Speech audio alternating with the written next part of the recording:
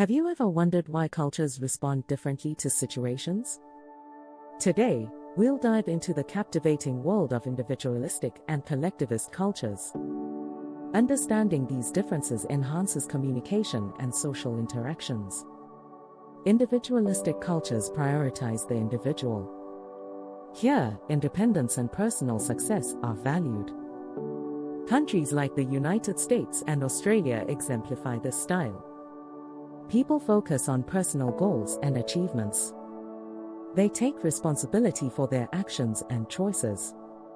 Contrastingly, collectivist cultures prioritize the group. This means family, community, and social harmony come first. Nations such as China and Japan illustrate this approach. Individuals identify through relationships and share responsibility for group outcomes. It's essential to note that no culture is purely one or the other.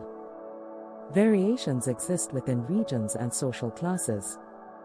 Globalization adds another layer of complexity. Cultures evolve over time, influenced by outside factors. Now, let's explore how these cultural orientations shape self-concept. Marcus and Kitayama introduced two self-views, independent and interdependent. The independent self sees oneself as unique and stable. It emphasizes expressing individuality and pursuing personal goals. On the other hand, the interdependent self connects individuals to their group. Here, identity relies on relationships and roles within that context. The primary goal is to fit in and support social harmony. Empirical evidence highlights these differences. When asked "I am," North Americans reveal personal traits. Meanwhile, East Asians mention social roles, such as "I am a mother." This divergence illustrates how self-concept varies across cultures. Values also differ significantly. Individualistic cultures prioritize achievement and novelty. They encourage pursuing pleasure and success. Collectivist cultures, however, focus on community welfare and tradition. They highlight loyalty, security, and social norms. Communication styles further reflect these cultural orientations. Individualistic cultures favor direct, explicit communication.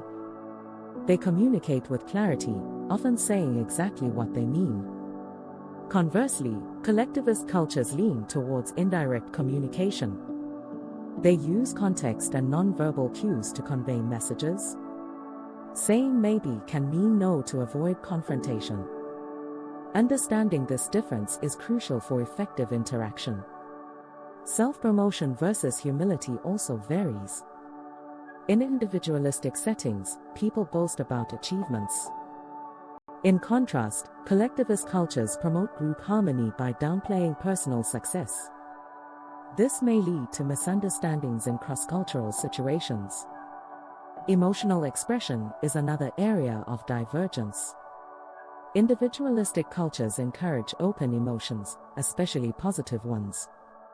Collectivist societies often value restraint, maintaining decorum in public.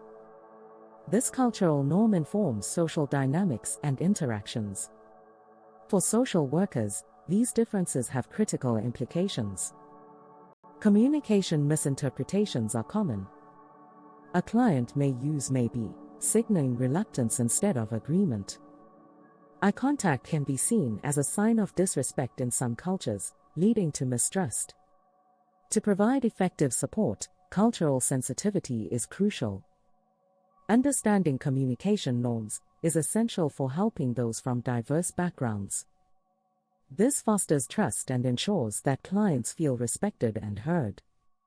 In summary, individualistic and collectivist cultures present distinct values, self-concept, and communication styles. Understanding these nuances is vital for effective interaction and respect across cultures. Now it's your turn. Engage with someone from a different culture. Share your insights about these concepts.